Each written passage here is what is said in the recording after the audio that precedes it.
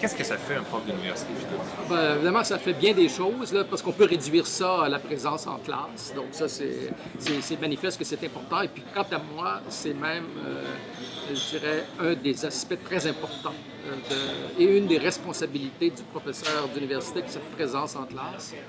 Donc, c'est au cœur, je dirais, de la tâche, donc de donner des enseignements au premier, deuxième ou encore troisième cycle. Donc, ça me semble important.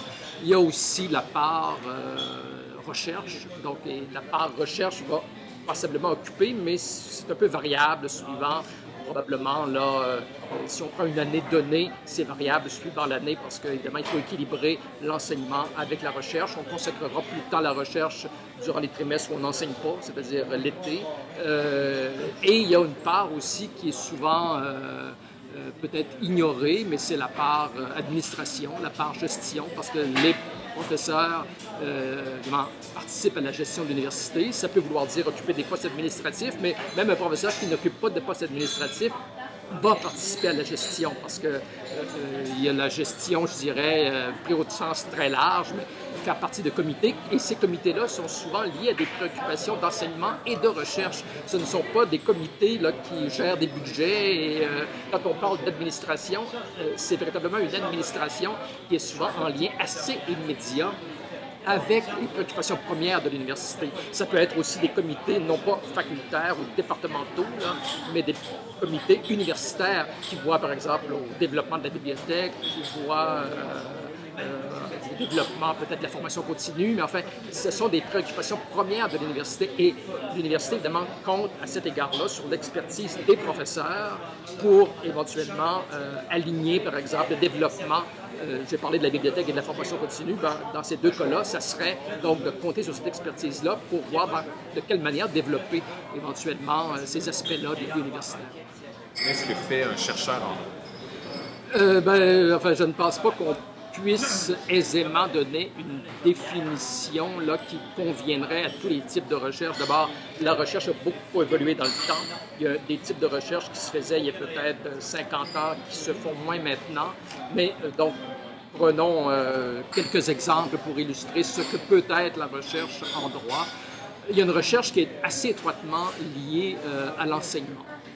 Qui est une recherche qui a eu, dans le passé, beaucoup d'importance. Peut-être que maintenant, elle a perdu, je dirais, d'importance, ou tout le moins, elle a une importance plus relative que par le passé. Donc, ça a été notamment de développer des manuels, développer ce qu'on appelle des traités. Donc, ça, c'est je pense, une portion là, qui peut occuper plus ou moins, suivant les priorités d'un professeur, donc un champ de recherche.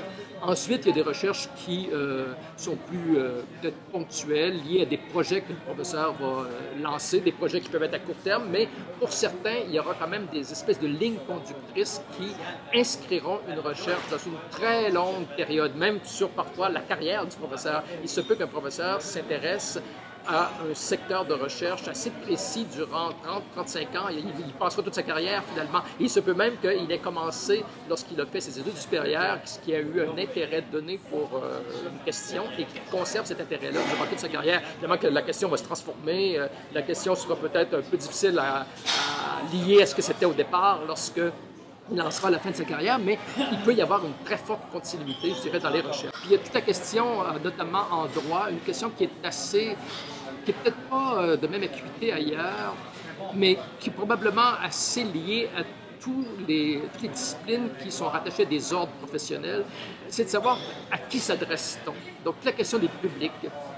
Qui est le public éventuel, qui sont les auditeurs, qui sont ceux qui, éventuellement, s'intéresseront aux publications, par exemple, des professeurs, parce que la recherche, évidemment, peut se manifester de différentes façons là, vis-à-vis d'un public externe, et c'est notamment par des publications, donc articles, ouvrages, ça peut être des conférences dans une première phase.